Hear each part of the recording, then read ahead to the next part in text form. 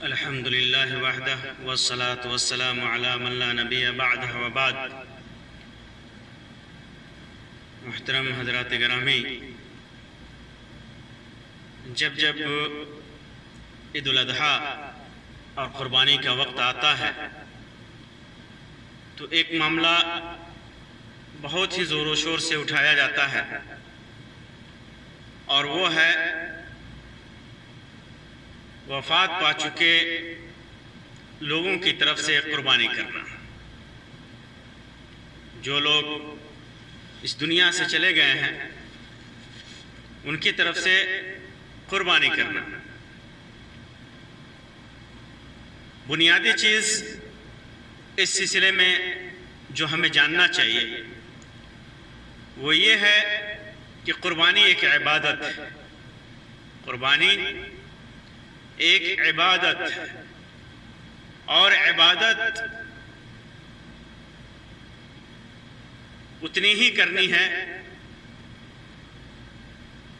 جتنے کا ثبوت قرآن اور سنت میں ہے، کیونکہ عبادت کا حکم اصلاً حرام ہوتا ہے، الا یہ کہ قرآن و سنت میں اس کا حکم دیا گیا ہو، اس کے جواز کی کوئی صورت ہو۔ تو قربانی ایک عبادت ہے، اسی حساب سے اس کا حکم بھی طے ہوگا کہ کیا قربانی ایسے افراد کی طرف سے جائز ہے یا قرآن و سنت میں اس کا ثبوت ہے جو اس دنیا سے فوت ہو چکے ہیں۔ تو آئیے اس مجلس میں آپ کے سامنے اسی سے متعلق چند باتیں رکھتا ہوں، شاید اللہ تبارک و تعالی ہمیں صحیح سمجھ اور صحیح عمل کی توفیق عطا فرمائے۔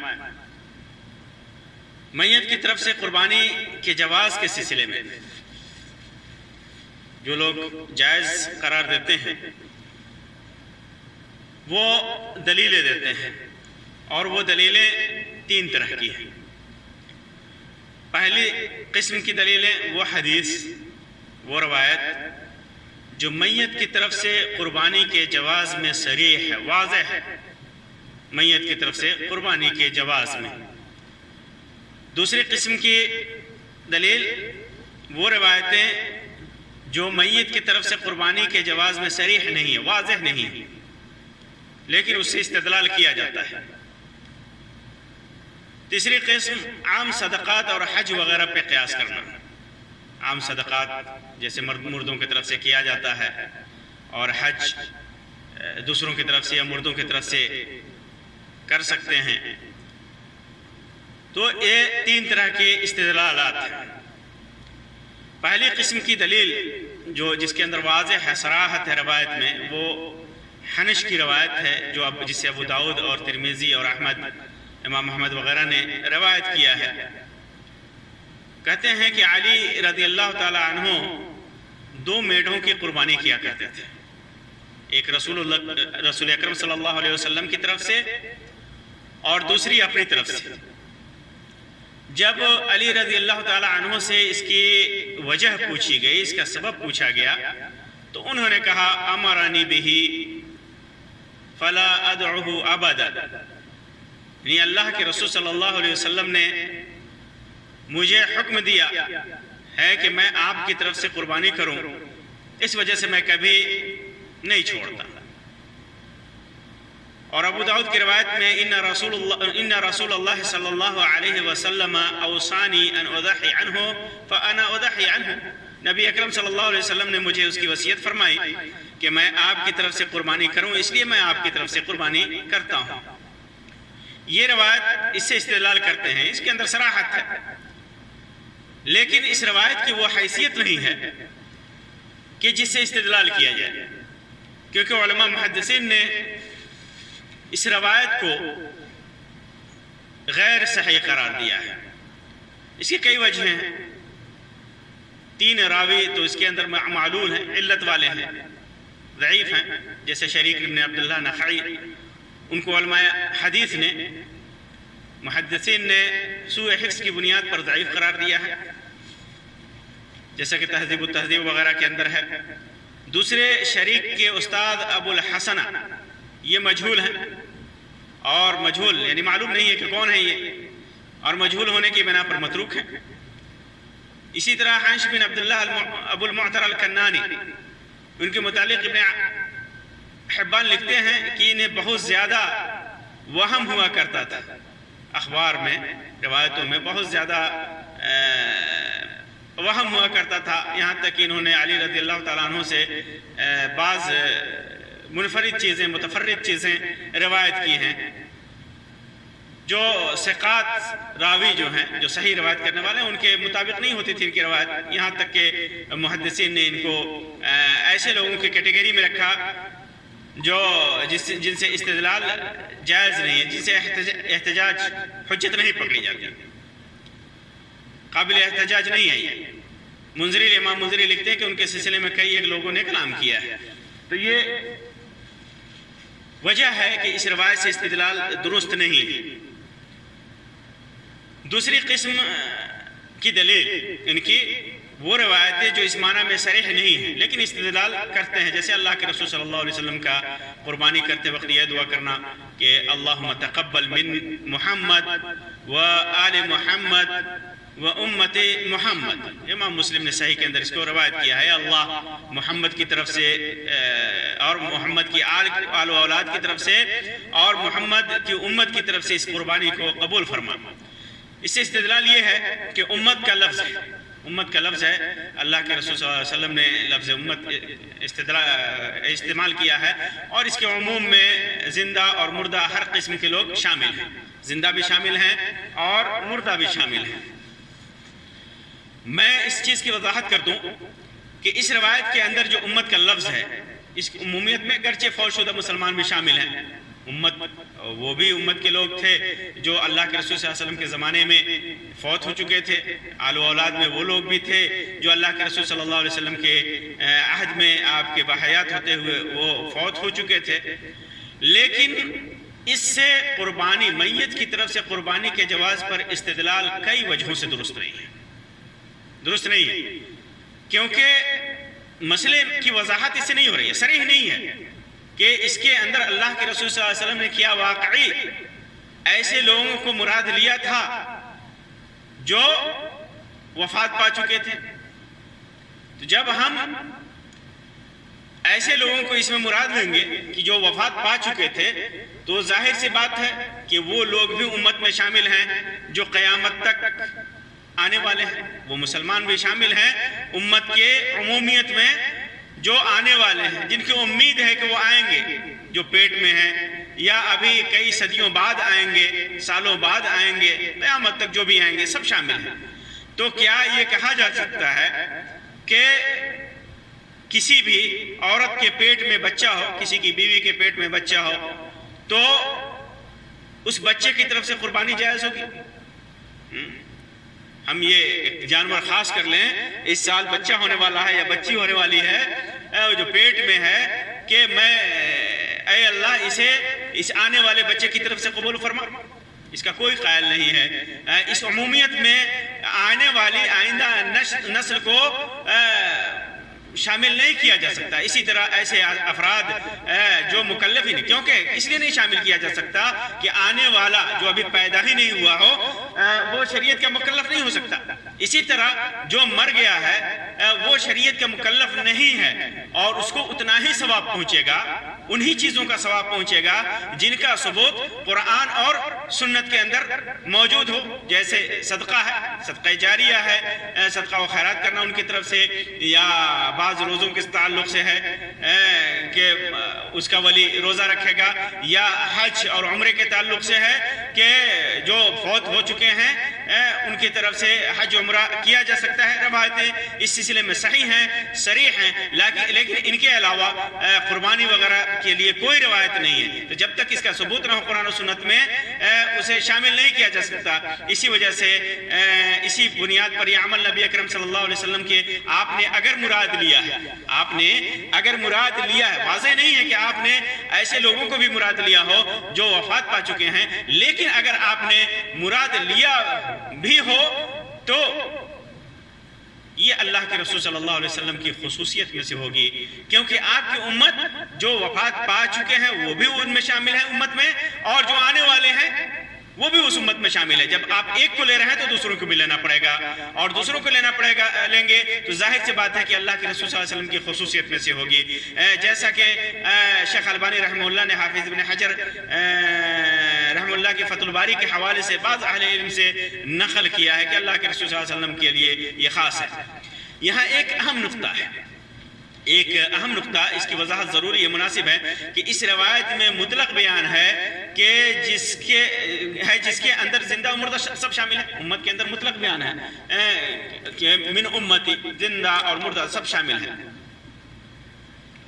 لیکن ابو داؤد اور ترمذی وغیرہ کی روایت میں اس کی وضاحت یا پھر تخصیص موجود ہے کہ اس سے کون لوگ مراد ہیں، امت میں کون لوگ مراد ہیں، عمومیت میں کون لوگ شامل ہیں۔ اللہم تقبل من امتی، امتی میں اس کی جو عمومیت ہے اس کی تخصیص مراد ہے، تخصیص ثابت ہے۔ کیسے؟ ابو داؤد اور ترمذی وغیرہ کی روایت میں کہ عیدگاہ میں جیسا کہ جابر ابن عبداللہ رضی اللہ تعالیٰ عنہ کی روایت ہے، فرماتے ہیں کہ میں عیدگاہ کے اندر اللہ کے رسول صلی اللہ علیہ وسلم کے ساتھ موجود تھا۔ جب آپ خطبہ سے فارغ ہوئے اور ممبر سے اترے تو ایک میڑھا لایا گیا، اسے آپ نے اپنے ہاتھ سے ذبح کیا۔ کیا کہا کر کے؟ جو دعا پڑھی وہ سنیے، بسم اللہ واللہ اکبر، یہ دعا پڑھی آپ نے، بسم اللہ واللہ اکبر، ھذا عنی، اے اللہ یہ میری طرف سے قبول فرما، وعمن لم یضح من امتی، اور میری امت کے ان افراد کی طرف سے جنہوں نے قربانی نہیں کی، میری امت کے ان افراد کی طرف سے قبول فرما جنہوں نے قربانی نہیں کی۔ امام ابو داؤد نے، امام ترمذی نے، ابن ماجہ نے، امام دارمی نے، امام احمد نے اپنے کتابوں کے اندر اسے روایت کیا ہے، اور علامہ البانی کے مطابق یہ روایت صحیح بھی ہے۔ تو میری امت میں سے جس نے قربانی نہیں کی، یہ جملہ صحیح مسلم کی روایت میں وارد امت کا جو اجمالی ذکر ہے اس کی وضاحت موجود ہے کہ وہ امت میں وہ افراد مراد ہیں جنہوں نے قربانی نہیں کی۔ ظاہر سی بات ہے کہ قربانی ان عبادتوں میں سے ایک ہے جو وجوباً یا استحباباً، جو لوگ کہتے ہیں کہ واجب ہے ان کے مطابق، اور جو کہتے ہیں کہ مستحب یا سنت ہے ان کے مطابق، جو بھی ایک عمل ایسا عمل ہے، ایسی عبادت ہے جو زندوں کے لیے مشروع ہے، زندوں کے لیے مشروع ہے۔ لہذا جب یہ کہا گیا کہ جنہوں نے قربانی نہیں کی تو لازماً اس سے وہی مراد ہو سکتے ہیں جو زندہ ہے، وہی مراد ہو سکتے ہیں جو زندہ ہیں، وہ کبھی نہیں مراد ہو سکتے ہیں جو وفات پا چکے ہیں یا جو آنے والے ہیں، وہ کبھی نہیں مراد ہو سکتے، زندہ ہی مراد ہوں گے۔ عمل کا مکلف زندہ ہوتا ہے۔ عمل لم یضحی، قربانی کس نے نہیں کی؟ قربانی کس نے نہیں کی؟ جو مکلف ہے، جو مکلف ہے، مکلف زندہ ہوتا ہے، مردہ نہیں ہوتا۔ شریعت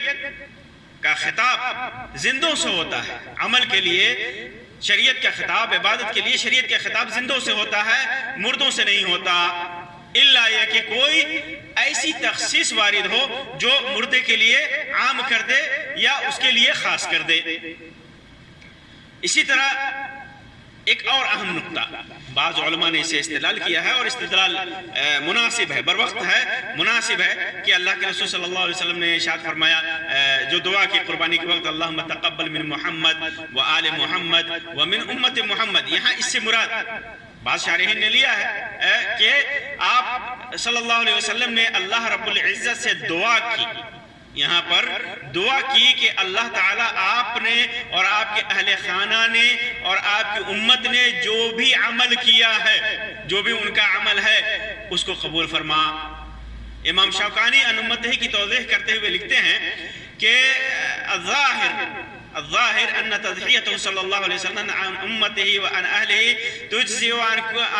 تجزئ كل من لم يضحي سواء كان متمكنا من الاضحیہ او غیر متمکن۔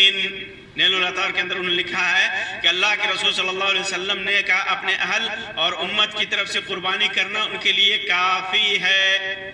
اللہ کے رسول صلی اللہ علیہ وسلم کا اپنے اہل اور امت کی طرف سے قربانی کرنا ان کے لیے کافی ہے، جنہوں نے قربانی نہیں کی ان کے لیے کافی ہے، جنہوں نے قربانی نہیں کی، خواہ وہ قربانی کرنے پر قادر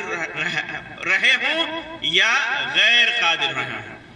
قدرت ہو ان کو اور قدرت نہ ہو۔ جنہوں نے قربانی نہیں کی ان کی طرف سے ہے۔ یہاں یہ نقطہ اہم ہے کہ مکلف مردہ نہیں ہوتا ہے، مکلف عمل کا مردہ نہیں ہے، عمل پر قدرت اور عدم قدرت صرف زندوں کو حاصل ہے نہ کہ مردوں کو۔ تو ظاہر سی بات ہے کہ یہاں پر قربانی اس طرح استدلال کرنا ان دعاؤں سے، اللہ کے رسول صلی اللہ علیہ وسلم کی دعاؤں میں لفظ امت کی عمومیت سے صحیح نہیں ہے۔ اسی طرح چونکہ آپ دیکھیے اللہ کے رسول صلی اللہ علیہ وسلم کے رشتہ داروں میں سب سے پیارے چچا حمزہ رضی اللہ تعالیٰ عنہ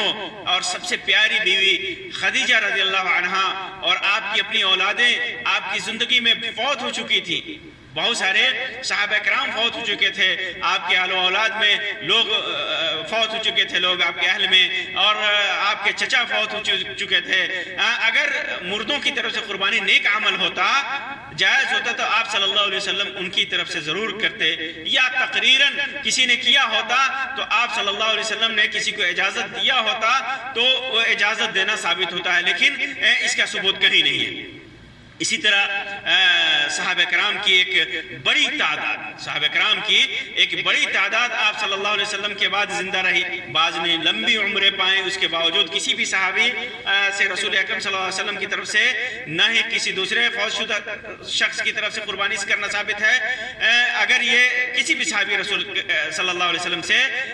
ثابت نہیں ہے کہ انہوں نے کسی بھی فوت شدہ کی طرف سے قربانی کی ہو، سوائے اس روایت کی جو علی رضی اللہ تعالیٰ عنہ سے مروی ہے، جسے میں نے بیان کیا اور اس کی حیثیت بھی واضح کی۔ اگر یہ کار خیر ہوتا یا جواز کی کوئی صورت ہوتی تو صحابہ کرام رضی اللہ عنہم اس کے کرنے میں ایک دوسرے سے ضرور سبقت کرتے، اور اگر کسی نے کیا ہوتا تو ہم تک ضرور پہنچتا۔ یہاں یہ بھی وضاحت کر دوں کہ علماء نے مردوں کی طرف سے قربانی کی 3 قسمیں بیان کی ہیں۔ مردوں کی طرف سے قربانی جو لوگ کرتے ہیں یا کی جاتے ہیں اس کی 3 قسمیں ہیں۔ پہلی قسم زندہ لوگوں کی طرف سے قربانی میں مردوں کو شامل کر لیا، جیسے قربانی کرتے وقت آدمی اپنے اور اپنے گھر والوں کی طرف سے قربانی کرے اور اس میں زندہ اور مردہ سب کی نیت ہو، جس کی دلیل نبی کریم صلی اللہ علیہ وسلم کی اپنی اور اپنے اہل کی طرف سے قربانی کرنی ہے، جیسے کہا آپ نے من اہل بیتی و من امتی و من اہل بیتی و من امتی، جو بھی الفاظ ہیں کہ میرے گھر والوں کی طرف سے، اگر اس سے استدلال کر کے ایک قربانی کو کے اندر اپنے تمام اہل خانہ کو شامل کر لیں، جس کے اندر زندہ مردہ سب شامل ہوں، تو یہ اس حدیث کی بنیاد پر ایسا ہو سکتا ہے۔ علماء نے اس کے جواز کا فتویٰ دیا ہے، لیکن جیسا کہ میں نے وضاحت کیا کہ مکلف چونکہ زندہ ہی ہیں، عمل کا مکلف چونکہ زندہ ہی ہیں، اس لیے نیت بھی زندوں کی طرف سے اور ایک قربانی پورے اہل بیت کی طرف سے، اہل خانہ کی طرف سے، یہ کافی ہوتا ہے۔ دوسری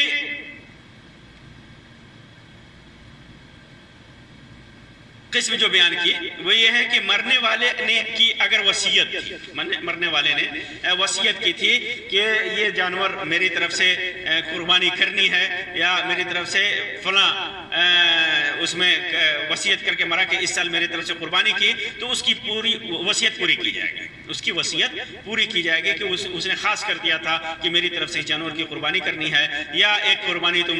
خرید کر کے اپنے بیٹے کو یا بھائی کو یا جس کو بھی اس نے وصیت کی تھی، اس کی وصیت کو پورا کرنا ہے، اس کی طرف سے کرنا ہے، کیونکہ اللہ تبارک و تعالیٰ کا ارشاد ہے کہ فَمَنْ بَدَّلَهُ بَعْدَ مَا سَمِعَهُ فَإِنَّمَا إِثْمُهُ عَلَى الَّذِينَ يُبَدِّلُونَهُ إِنَّ اللَّهَ سَمِيعٌ عَلِيمٌ۔ بس اگر کوئی شخص وصیت سن لینے کے بعد اسے بدل دے گا تو اس کا گناہ اس کے بدلنے والوں کو ہوگا، بے شک اللہ بڑا سننے والا اور جاننے والا ہے۔ یعنی اگر کسی نے وصیت کی ہے تو اس وصیت کو بدلا نہیں جا سکتا، اس وصیت سے اعراض نہیں کیا جا سکتا، اس وصیت کو پورا کرنا ہے۔ تو اگر کوئی آدمی وصیت کر کے مرا ہو کہ میری طرف سے اس سال قربانی کرنا یا میری طرف سے فلاں جانور کی قربانی کرنا، تو اس کو پورا کیا جائے گا۔ تیسری قسم بیان کیا علماء نے کہ اگر میت کی طرف سے مستقلاً کی جائے تو بعض فقہاء نے صدقہ پر قیاس کرتے ہوئے اس کا ثواب میت کو پہنچے گا یہ فتویٰ دیا، لیکن میں نہیں سمجھتا کہ خاص میت کی طرف سے قربانی کرنا سنت ہے، کیونکہ نبی اکرم صلی اللہ علیہ وسلم نے اپنی کسی بھی بیوی کی طرف سے خصوصی طور پر قربانی نہیں کی، اور نہ ہی اپنے رشتہ داروں میں سب سے پیارے چچا حمزہ کی طرف سے، اور نہ ہی اپنی اولادوں کی طرف سے جو آپ کی زندگی میں وفات پا گئی تھیں، جن میں 3 شادی شدہ بیٹیاں اور 3 چھوٹے چھوٹے بچے تھے، اور نہ اپنی سب سے پیاری بیوی خدیجہ رضی اللہ عنہا کی طرف سے، اور نہیں آپ کے عہد میں کسی صحابی سے ہی اپنے کسی وفات شدہ رشتہ دار کی طرف سے قربانی کرنا ثابت ہے۔ علماء نے یہ قسمیں بیان کی، اور خاص طور سے اس کا ذکر علامہ ابن العثیمین رحمہ اللہ نے اپنی کتاب کے اندر کیا ہے۔ قربانی سے استدلال جو کرتے ہیں،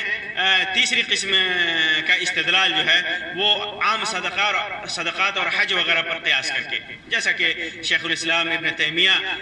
رحمہ اللہ فرماتے ہیں کہ وہ تجوز الاضحیہ عن المیت کما یجوز الحج والصدقۃ عنہ۔ مجموع فتاویٰ کے اندر یہاں انہوں نے ذکر کیا ہے کہ اضحیہ میت کی طرف سے قربانی جائز ہے جیسے صدقہ اور حج وغیرہ جائز ہے۔ یہاں پر یہ وضاحت ضروری ہے کہ جس طرح کوئی بھی عبادت جب تک قرآن و سنت سے معمول بہا نہ ہو، اس کا ثبوت نہ ہو، اس کا کرنا جائز نہیں ہے۔ ٹھیک اسی طرح سنت سے ثبوت کے بغیر نیابتاً اس کا کرنا جائز نہیں ہے، چاہے نیابتاً کریں یا سنن کریں۔ شیخ البانی رحمہ اللہ فرماتے ہیں کہ زیادہ مناسب بات یہ ہے کہ قربانی پر دیگر عبادات کا قیاس جائز نہیں ہے۔ عبادات توفیقی ہوتی ہیں جیسے نماز، روزہ اور تلاوت وغیرہ جیسی عبادتیں، کیونکہ اس سلسلے میں سنت سے کوئی چیز ثابت نہیں ہے، اس لیے کسی کی طرف سے نماز پڑھ سکتا ہے اور روزہ رکھ سکتا ہے اور نہیں تلاوت کر سکتا ہے، کہ نہیں، کسی کی طرف سے نہیں کر سکتا۔ اس سلسلے میں دلیل اللہ تبارک و تعالیٰ کا فرمان ہے وَأَن لَيْسَ لِلْإِنسَانِ إِلَّا مَا سَعَىٰ، انسان کی اپنی محنت ہی کارگر ہوگی۔ البتہ نصوص کی بنیاد پر کچھ چیزیں اس سے مستثنیٰ ہے، جیسے کہ میں نے بتایا صدقہ و خیرات کرنا، میت کی طرف سے حج کرنا وغیرہ۔ کچھ لوگ حج پر قیاس کرتے ہوئے میت کی طرف سے قربانی کو جائز قرار دیتے ہیں، کیونکہ اس نقطے کے ساتھ کہ میت کی طرف سے حج کا ثبوت ہے اور حج کے اندر قربانی ہے جسے ہدیہ کہتے ہیں۔ قربانی کے اندر، حج کے اندر قربانی ہے، اگر تمتع کیا، قران کیا تو ہدیہ ہے۔ تو جب ہم حج کے اندر کر سکتے ہیں تو عام دنوں میں بھی، عام قربانیوں میں بھی کر سکتے ہیں، لیکن یہ قیاس کئی وجہوں کی بنا پر درست نہیں، کئی وجہوں سے درست نہیں ہے، کیونکہ حج ایک مستقل عبادت ہے۔ حج ایک مستقل عبادت ہے جس کی مستقل اور متعین ارکان اور فرائض ہیں، جن میں احرام ہے، تلبیہ ہے، طواف ہے، منی، مزدلفہ، عرفات کے احکام و عبادات، رمی جمرات ہے، سعی ہے، حلق ہے، حلق یا قصر ہے، سر مڈانا یا بال کٹوانا، اور ہدیہ وغیرہ ہے۔ ان میں سے کوئی بھی رکن سنت سے ثبوت کے بغیر کسی اور کے لیے کرنا جائز نہیں ہے، جیسا کہ امام البانی کے قول میں گزرا، میں نے بیان کیا۔ کوئی بھی عمل جب تک اس کا ثبوت حج میں، چونکہ انسان حج کرتا ہے کہ الگ رکن ہے، اس کے احکام ہے اور حج کے تابع ہے، یہ امور حج کے تابع ہے، اس وجہ سے وہ عبادتیں اس میں کی جا سکتی ہیں۔ لیکن اگر کوئی کیا ہے کہ میں 2 رکعت سنت اپنے باپ کی طرف سے پڑھ لیتا ہوں، اپنی ماں کی طرف سے پڑھ لیتا ہوں، تو جائز نہیں ہوگا۔ لہذا حج میں اس میں نماز بھی ہے، طواف کے بعد 2 رکعتیں نماز بھی سنت ہے مقام ابراہیم کے پاس۔ تو کیا آدمی 2 رکعت کوئی نماز پڑھ سکتا ہے، دوسرے کی طرف سے نہیں پڑھ سکتا؟ آپ کوئی استدلال کر کے کہ حج میں پڑھتے ہیں تو بعد میں پڑھ سکتے ہیں، ایسا استدلال کر سکتا ہے؟ نہیں کر سکتا۔ تو اسی طرح قربانی یا حج سے استدلال نہیں کیا جا سکتا. لہٰذا جن عبادتوں کا کرنا نصوص سے ثابت ہے ان کا کرنا جائز ہے، لیکن جن کا کرنا ثابت نہیں اسے کرنا اور رواج دینا قطعاً درست نہیں ہے، کیونکہ اس سے دین میں بدعات کی راہ کھلنے کا خطرہ پایا جاتا ہے. اور ایسا بہت ساری عبادتوں کے اندر ہم آئے دن ملاحظہ کرتے رہتے ہیں اور اس وجہ سے بہت سارے مسائل بھی پیدا ہوتے رہتے ہیں. اب قربانی کو ہی لیجئے، جن لوگوں نے مردے کی طرف سے قربانی کے جواز کا فتویٰ دیا ہے ان کے درمیان اختلاف پایا جاتا ہے، بے شمار اختلاف پایا جاتا ہے کہ میت کی طرف سے کی گئی قربانی کے جانور کے گوشت کا کیا حکم ہے، اسے استعمال کیا جا سکتا ہے یا تمام کے تمام کو صدقہ کرنا چاہیے، یا کسی نبی خاص طور سے نبی اکرم صلی اللہ علیہ وسلم کی طرف سے قربانی کی جا سکتی ہے یا نہیں کی جا سکتی ہے. اگر کر لی گئی تو اس کے گوشت اور چمڑے کا کیا حکم ہوگا. اور قربانی کا گوشت جیسے کہ معلوم ہے اس کا حکم ہے کھانا ہے، کھلانا ہے اور رکھنا بھی ہے، رکھ بھی سکتے ہیں. اور عمومی فتویٰ آپ دے دیتے ہیں کہ چونکہ صدقہ ہے اس کی طرف سے صدقہ کر دیا تو قربانی کر کے اس کے گوشت کو تقسیم کرنا ہے. یہ مختلف مسائل پیدا ہوتے ہیں، یہ اور اس طرح کے بے شمار مسائل پیدا ہوتے ہیں جن کی کتاب و سنت اور آثار صحابہ میں کوئی دلیل نہیں ہے. چنانچہ قربانی ان عبادتوں میں سے ہے جن کا فوت شدہ آدمی کی طرف سے کرنا ثابت نہیں ہے، اور نہ ہی یہ سنت ہے اور نہ ہی یہ نیکی ہے. البتہ رسول اکرم صلی اللہ علیہ وسلم کی اتباع کرتے ہوئے آدمی قربانی کرتے وقت یہ کہے کہ اللہم تقبل منی ومن اہل بیتی، اے اللہ میری طرف سے اور میرے گھر والوں کی طرف سے قبول فرما. اور تو یہ عین سنت ہے، یہ عین سنت ہے. اس میں اگر زندہ اور مردہ سب شامل ہوتے ہیں تو سب کو ثواب پہنچے گا. واللہ اعلم بالصواب، اللہ ہی سب سے زیادہ بہتر جانتا ہے. اللہ تبارک و تعالیٰ سے دعا ہے کہ اللہ تبارک و تعالیٰ ہمیں دین کے علم کے فہم عطا فرمائے. اللہ تبارک و تعالیٰ ہمیں صحیح دین پر چلائے. اللہ تبارک و تعالیٰ بدعت و خرافات سے بچائے. نیک اعمال پر کتاب و سنت جو کتاب و سنت سے ثابت ہیں ان پر چلنے کی توفیق عطا فرمائے. آمین یا رب العالمین. وآخر دعوانا ان الحمدللہ رب العالمین وصلی اللہ علی خیر خلقہ وسلم. والسلام علیکم ورحمۃ اللہ وبرکاتہ.